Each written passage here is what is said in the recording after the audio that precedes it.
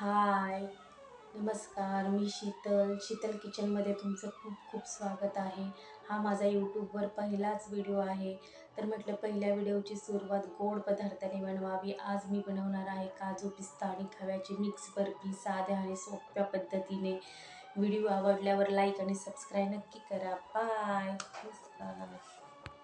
Hello, हाय, नमस्कार. मी शीतल किचनमध्ये तुमचं खूप खूप स्वागत आहे. आज मी बनवणार आहे काजू, पिस्ता आणि खव्याची मिक्स बर्फी. त्याच्यासाठी साहित्य घेतलेलं आहे 1 वाटी काजू, पिस्ता घेतले ते 1 वाटी, दूध छोटा तांब्या, साखर, वेलची पूड, हे सर्व साहित्य घेतलेलं आहे. काजू सोलून घ्यायचे आहेत, मग ते अर्धीच वाटी होतील.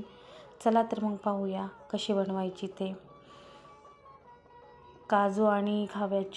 काजू आणि पिस्त्याची पूड करून घ्यायची. खूप बारीकही करायची नाही, खूप जाडही ठेवायची नाही, मीडियम अशी करून घ्यायची. त्याच्यानंतर पाहू शकता तुम्ही मी अशा पद्धतीने पूड केलेली आहे. खूप जाडही नाही, खूप बारीकही नाही. खूप बारीक केल्यावर टाळ्याला चिटकते ती. मग कढई घ्यायची, नॉनस्टिक घ्या. माझ्याकडे स्टीलची कढई आहे. त्याच्यामध्ये केलेली पूड घालून घेतली, खवा, साखर सगळं मिक्स करून घेतलं. गॅस चालू केलेला नाही. आधी पूर्ण सगळं मिश्रण जे आहे काजूची पूड, पिस्त्याची पूड, साखर, खवा सगळं मिक्स करून घेतलेलं आहे. दूध ओतून घेतलेलं आहे. पूर्ण सगळं दूध लागतं. तुम्हाला वाटलं तर तुम्ही आणखीनही थोडंसं टाकू शकता, पण एवढंसं पुरं होतं कारण खूप वेळ लागतो. मग केसर टाकून घेतलेलं आहे. पाहू शकता तुम्ही. खूप वेळ हलवायचं, हात बिलकुल थांबवायचा नाही. गॅस लोच ठेवायचा, फुल गॅस करायचा नाही. कंटिन्यू हलवत राहायचं. अशा पद्धतीने होते. मग ती एकदम नाही म्हटलं तरी 20 ते 25 मिनटं लागतातच ह्या स्टेजपर्यंत यायला बर्फीच्या. आणि खायलाही खूप छान लागते बर्फी.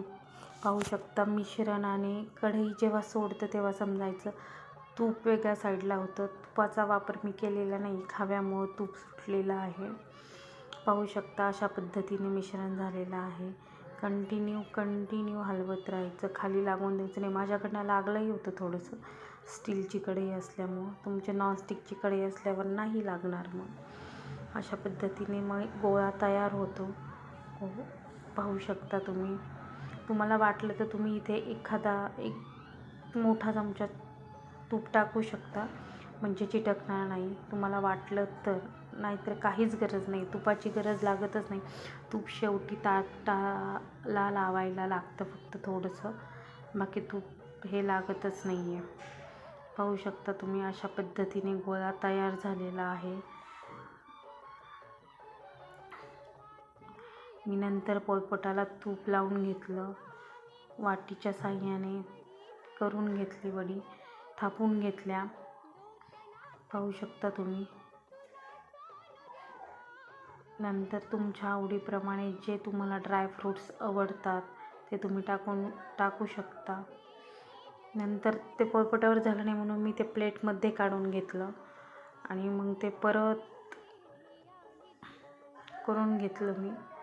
पाहू शकता तुम्ही अशा पद्धतीने वड्या झालेल्या आहेत छानपैकी. खायलाही खूप छान लागतात. त्या टाळ्याला, जिभेला बिलकुल चिटकत नाही, दातालाही चिटकत नाही वडी. आणि फ्रीजमध्ये ठेवायची नाही, वरच ठेवायची 15 ते 20 मिनटं. पाहू शकता तुम्ही. प्रत्येक बर्फीचे तुकडे होतात व्यवस्थित असे. आवडल्यावर व्हिडिओला सबस्क्राईब नक्की करा. बाय.